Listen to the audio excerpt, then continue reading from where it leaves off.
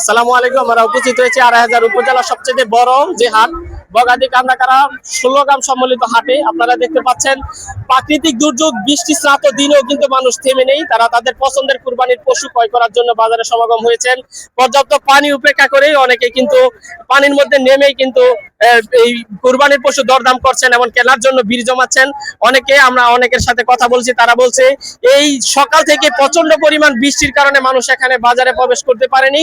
বর্তমান পরিস্থিতিতে আস্তে আস্তে কিন্তু মানুষ বাজারে প্রবেশ করছে। বাজারে প্রবেশ করলে আমরা আমাদের গরুগুলো সেল দিতে পারবো।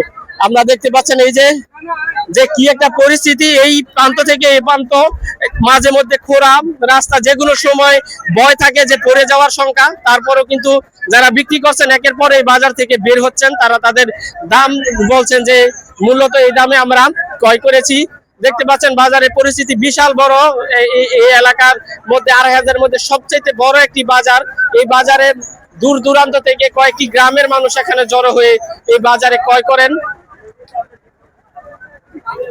অনেকে তাদের দাম হাঁকাচ্ছেন।